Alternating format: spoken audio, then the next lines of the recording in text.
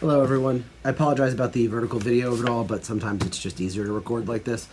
Alright, so one of the things that I'm very excited about as far as 3D printing is concerned is the ability to notice a problem and then attempt to solve that problem using 3D printing and design.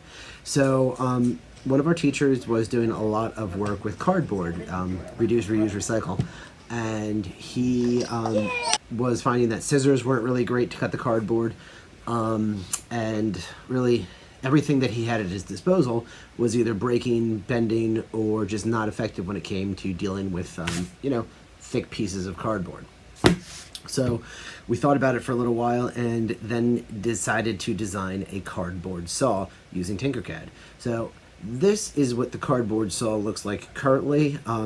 We've went through a few designs, and I'm going to show you how to make one of these in this video.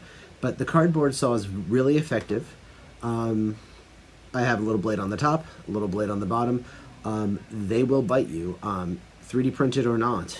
They are very sharp and very effective.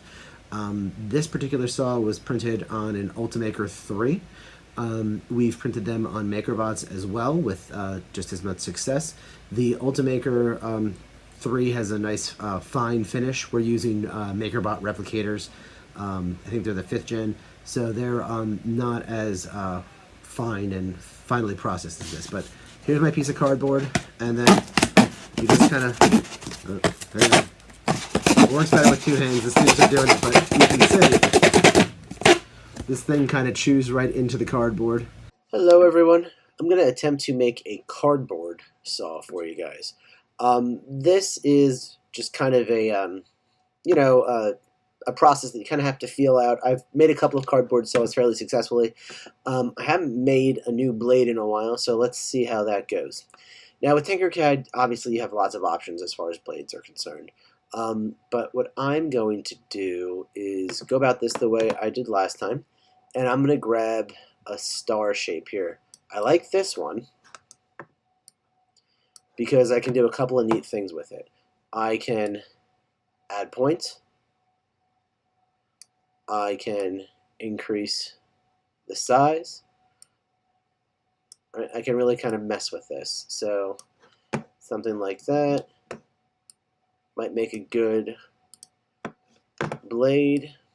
And now let me look at it. That's 10 millimeters tall. I want to drop that down to, let's say, a 4. All right. So that's one thing. Next thing I want to do is duplicate it and move it over just a little bit. And then now I'm going to duplicate this a couple more times. And as you can see,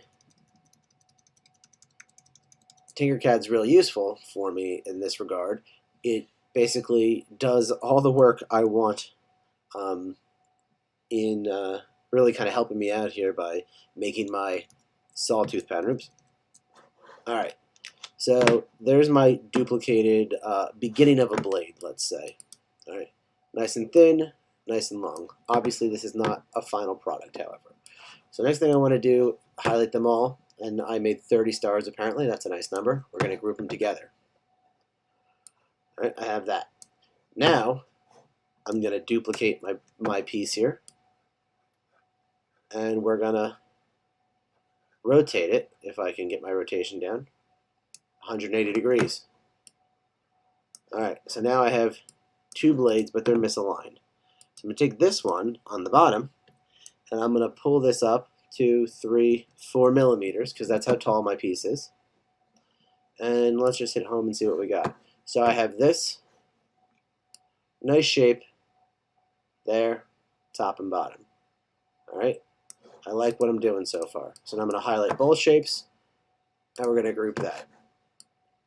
So now we have a pretty decently, a decent blade. Next thing I want to do is drop this to 20 and see what we got. Alright, now in dropping this down to 20, my teeth are probably not as sharp as I want them to be. So what I might want to do, pull it back out, and let's go back to this, because this is a decent, I like the look of those teeth there. So I guess what I'll do here is grab a box, pull this box over, right, and now we're going to highlight both. All right, first I need to make this a hole. I could have used a hole as a box, but whatever. Highlight both and group. So now I have the bottom of a blade. And then I also have that bit hanging off the front here. Let's rotate that over a little bit. Tap. All right, and we'll group that as well. Oop, I missed it. Missed a bit. Let's try this again.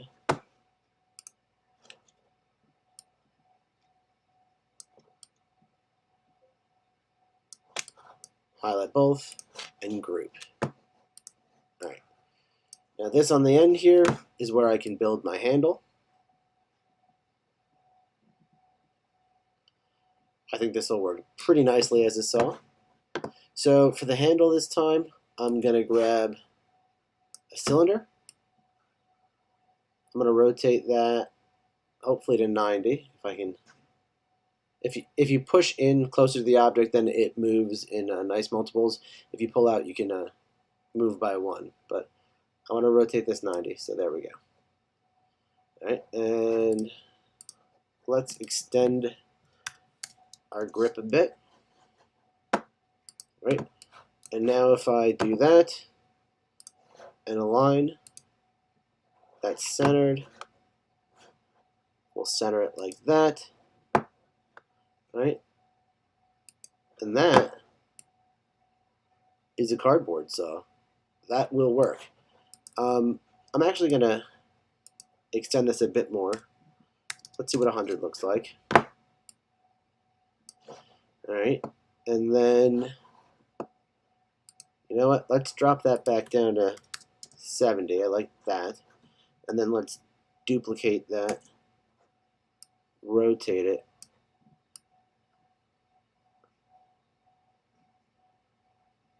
Kind of insert that in there.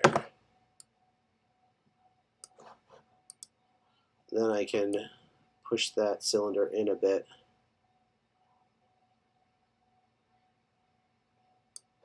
Like so.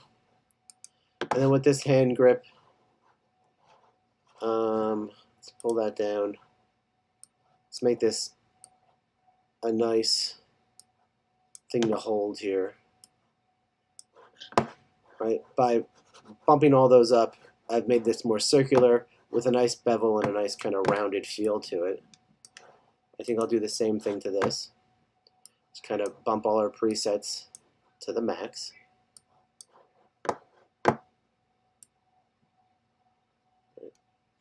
And that looks nice. Now I can group it. And that is how you can make a cardboard saw.